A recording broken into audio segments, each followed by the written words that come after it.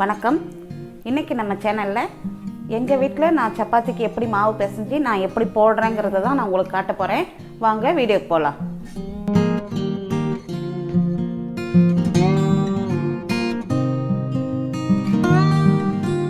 நான் இன்றைக்கி கோதுமை மாவு, இது கடையில் வாங்கின மாவு தான். இது ஒரு மாதத்துக்காக வாங்கி இந்த பாக்ஸில் கொட்டி வச்சுருக்கேன்.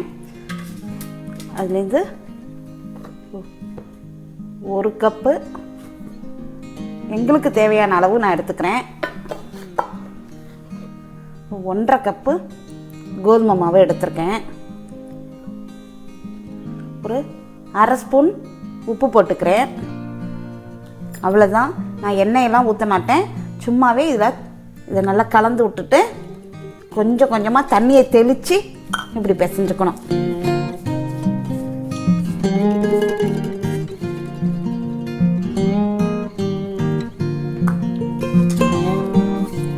மாவு வந்து ரொம்ப இறுக்கமாகவும் பிசையக்கூடாது, ரொம்ப லூஸாகவும் பிசைஞ்சிடக்கூடாது.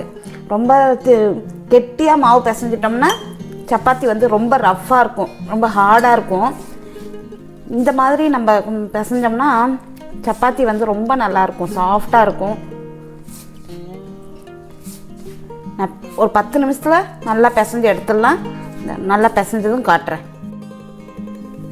நான் இதில் எண்ணெய் எல்லாம் போடலை. நல்லா அழுத்தி பிசைஞ்சு இந்த மாதிரி இந்த பதம் இருந்தால் போதும். இதை நல்லா நம்ம இன்னும் கொஞ்சம் பிசைஞ்சோம்னா இன்னும் கொஞ்சம் சாஃப்ட் கொடுத்துரும். இப்போவும் இன்னும் நல்லா பிசைஞ்சதும் காட்டுறேன். இந்த மாதிரி நல்லா மாவை பிசைஞ்சு எடுத்துக்கோங்க. பாருங்கள் எப்படி இருக்குன்னு. இந்த பதம் இருந்தால் போதும். இதை விட இன்னும் தண்ணி கம்மியாக நம்ம பிசைஞ்சிருந்தோம்னா நமக்கு சப்பாத்தி வந்து சாஃப்டாக இருக்காது, கொஞ்சம் ரஃப்பாக இருக்கும், பிச்சு சாப்பிட முடியாது, கஷ்டமாக இருக்கும். அதனால் இந்த பதம் போதும். நான் இதில் எண்ணெயே ஊற்றலை. உப்பு மட்டும் ஒரு 1/2 உப்பு போட்டிருக்கேன். ஃபுல் உப்பும் போடலை. ஏன்னா சைடிஷ்லையும் நமக்கு உப்பு போடுவோம். அப்போ ரெண்டையும் சேர்த்து சாப்பிடும்போது உப்பு கரிக்க ஆரம்பிச்சிடும். அதனால் 1/2 உப்பு தான் போட்டு நான் மாவில் பிசைஞ்சிருக்கேன். அவ்வளோதான். இதை வந்து ஒரு 1/2 hour ஊற வச்சிடலாம். டைம் இருந்தால் 1/2 மணி நேரம் ஊற வைங்க. அப்படி இல்லைன்னா ஒரு 15 நிமிஷமாவது இருந்துச்சுன்னா நல்லா சாஃப்டாக இருக்கும் சப்பாத்தி. இப்போ மூடி எடுத்து வச்சிடுறேன். இப்போது நம்ம சப்பாத்தி போடலாம். மாவு பிசைஞ்சு 1/2 hour ஆயிடுச்சு. இந்த நல்ல மாவு புளிச்சிருக்கு. இந்த பதத்துக்கு இருந்தால் போதும். நல்ல மாவு சாஃப்டாக இருக்குது. எப்படி இருக்குது பார்த்தீங்களா? இப்போ இதை நம்ம உருண்டை போட்டு சப்பாத்தி தேய்ச்சிடலாம். இப்படி எடுத்து இப்படி செஞ்சுக்குவேன். நான் உருண்டையே தனித்தனியாக பிடிச்சிக்க மாட்டேன்.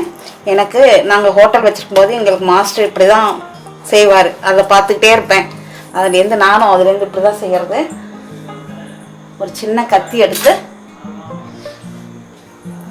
நமக்கு எவ்வளோ பெருசு உருண்டை வேணுமோ அந்த சைஸுக்கு இவ்வளோ இப்படி தேய்ச்சிக்கலாம். தேய்ச்சிக்கிட்டு அதை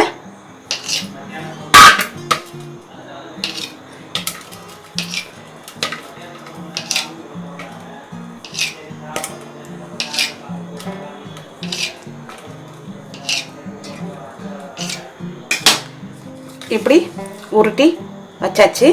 இப்போ இதை என்ன பண்ணுவேன்னா இப்படி எடுத்து வச்சுட்டு இப்படி ஒரு அமுக்கணும்னா ரவுண்டாக வந்துடும். அவ்வளோதான். இதில் கொஞ்சமாக இப்படி எண்ணெய் தொட்டுக்குவேன். தொட்டுட்டு இப்படி தேய்ச்சிக்குவேன். நான் மாவுலாம் தொடுறதே இல்லை.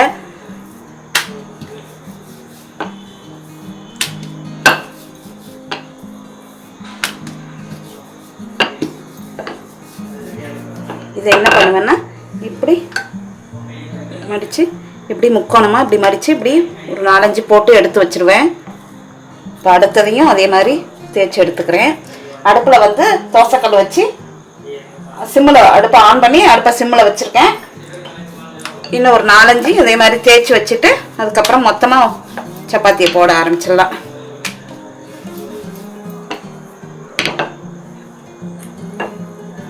இப்படி முக்கோணமாக தேய்ச்சி வச்சுருவேன்.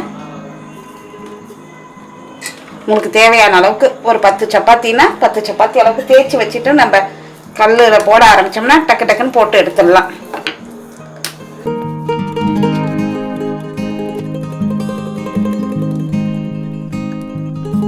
இப்படி போட்டு வச்சுருக்கேன் கோன் சைஸில். இதை இப்போ நான் போட்டுருவேன்.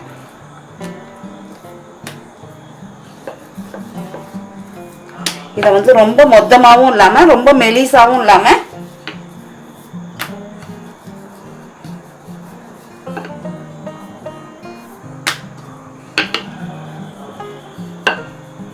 இப்படி போட்டுட்டு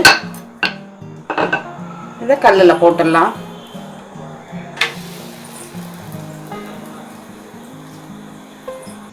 அடுப்பை ஃபுல்லில் கொண்டு வந்து வச்சுட்டேன். இதை போட்டு ரொம்ப நேரம் அடுப்பில் விடாமல் ஒரு 2 செகண்ட் போட்டு இப்படி அடுத்தது இப்படி திருப்பி விடுங்க. ரொம்ப நேரம் போட்டால் சப்பாத்தி ரொம்ப ஹார்ட் ஆகிடும். 2 பக்கமும் நல்லா வேக வச்சு எடுத்துக்கலாம்.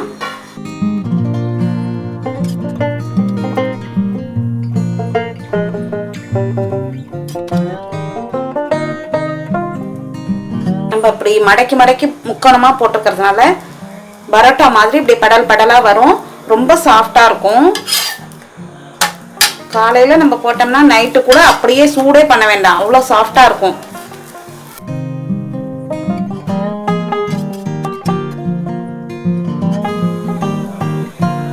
ரெண்டு பக்கமும் நல்லா வெந்ததுக்கப்புறம் கொஞ்சமாக நான் நல்லெண்ணெய் தான் ஊற்றுறேன்.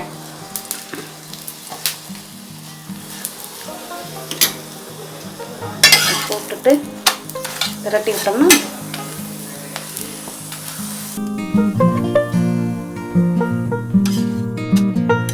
பார்த்தீங்களா நல்லா படலாக பரோட்டா மாதிரி வருது பாருங்க. இந்த மாதிரி தான் நான் எங்கள் வீட்டில் சப்பாத்தி போடுவேன். இதுதான் எங்கள் வீட்டில் எல்லாருக்கும் ரொம்ப பிடிக்கும். இதை எடுத்துட்டு பார்த்தீங்களா, இதை எடுத்துட்டு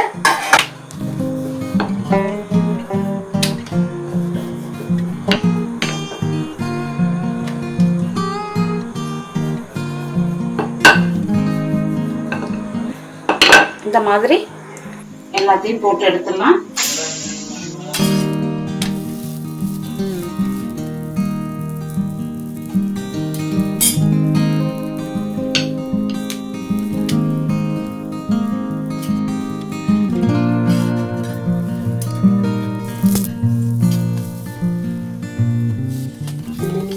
நல்லா உப்பி வருது பார்த்தீங்களா, ரொம்ப சாஃப்டாக இருக்கும் இந்த மாதிரி சப்பாத்தி போட்டோம்னா.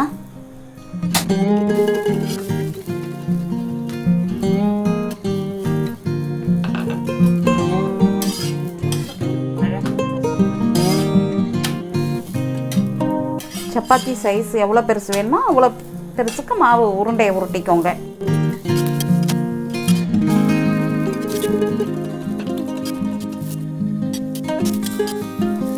நம்ம மடித்து போட்டதுனால இந்த பாருங்கள் நல்லா படலாக வரும்.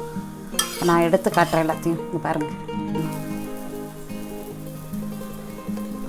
எவ்வளோ சாஃப்டாக இருக்குது பாருங்கள், பார்க்குறதுக்கு பாருங்கள் சுடுது. இப்போ பாருங்கள் சப்பாத்தி படலாக எப்படி வருது பாருங்கள். பாருங்கள்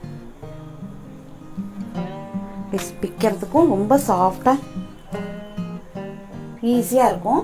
ரொம்ப சாஃப்டாக ரொம்ப நல்லாயிருக்கும். நீங்களும் இதே மாதிரி உங்கள் வீட்டில் சப்பாத்தி செஞ்சு பாருங்கள்.